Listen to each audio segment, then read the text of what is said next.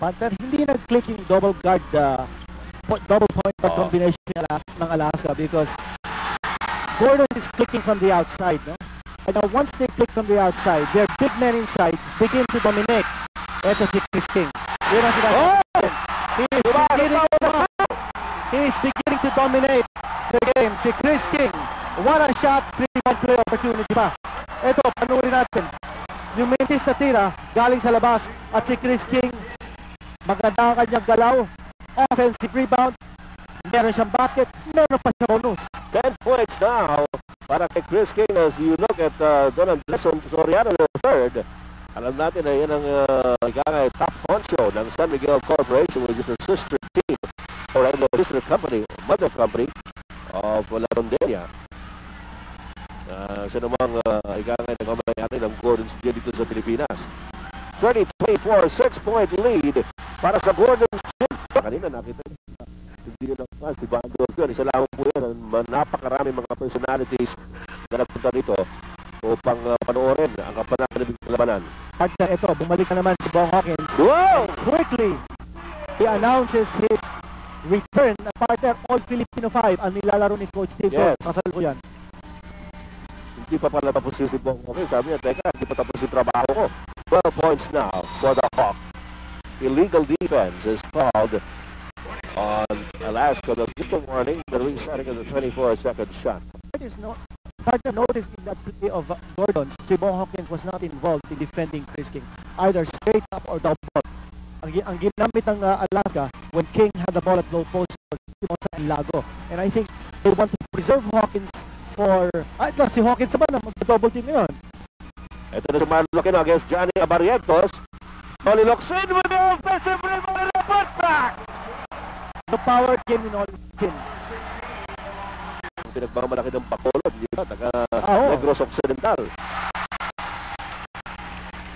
Yung gabi sa atong mga amigo sa Negros Occidental, kag sa Iloilo, at sa Bugos na Panay Island. Maraming nanonood po sa atin dyan. 6-point lead para sa Gordon. Kevin Ramos is open.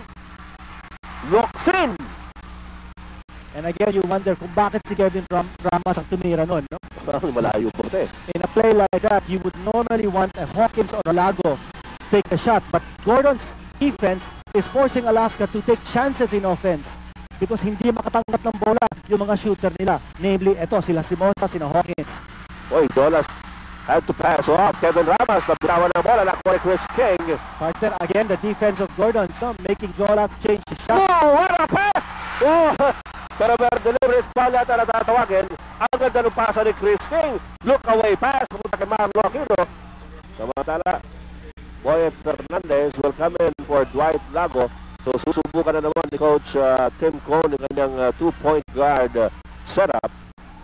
Partner, si Coach Tim Cone wants to re-establish yung speed game ng Alaska, no? Especially with the 2-point guard combination. Ay yung kanilang motion offense. Ito naman si Marlo Aquino. Missing the shot. Medyo nag-alangan si Marlo doon. He wasn't quite sure whether to take the shot or not. Walang puntos sa mga banda ng Gordons. 3 minutes to go in the second quarter. Johnny. Lamang kay Pito Harencio. Ito naman si Jojo Lastimosa. Wala. Boyet Fernandez gets to it. Partner, nakulang sa galaw ang mga players ng Alaska in the offensive set. If this is supposed to be motion offense, they're playing it slow motion because the players are just standing around. Ang layo na tira ni Eric Kevin Holland is usual range. Pero pumasok. Yan talaga ang kailangan ni Kevin Holland for him to be able to shoot those outside jumpers to bring out Marlo Aquino. 6-point lead by Gordons. JV Leosa nakatingin kay Marlo Aquino. Nilabas kay Pito Harencio. Up to Chris King. Open for the 3. Yes!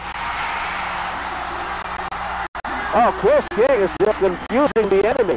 O partner, umuulan ng 3-point shots ang Gordon. And as we mentioned, that is a critical weapon in the arsenal of Gordons. Pabantala, magandang depensa. Pero nakuha ulit ni Johnny Abarrientos sa sinunod lane. Nato si Marlo Aquino. Pero binalo wala ni Johnny Abarrientos. Well, binali niya ang kanyang katawan to be able to make that shot go in. And what a move by the Flying A. Oo, nandun si Marlo. Nagbabantay sa ilalim. Pero ika nga ay parang wala doon. Uy! 36.8 seconds to go in the half, and another opportunity for Alaska to score. Dalawa na lang ang kabante ng Gordon State at 44-42. Nasa Alaska pa ang bola. Alas para pa sa po itong second quarter. About 2 plays coming, of course. Kaya si George Lastimosa against Tony Locsin. The bounce pass, Bong Hawkins against Chris King. There's a foul. Wala pa sa penalty ang Gordons, pero maring active shooting yun. Hindi nyo strictly dito sa PBA dyan sa substitution. Hindi pa nag-unity si Bong Hawkins in the free throw line. 22 seconds to go here in the second quarter. Tabla po tayo. 44 all. Tony Locsin nagdadala ng bola para sa Gordons. Dinamo rin ni George Lastimosa rin naman kay Pido Harencio. Here's Marlo Aquino against Kevin Holland. Spread out offense ng Take the roll by Marlo. Pumasok. 5 seconds. May pagkakataon ng Alaska Milk. Umaharuro si Johnny Abarrientos. He pulls up for a 3. Hindi pumasok. At lamang ang Gordon's Gin by 2 pagkatapos po ng first half.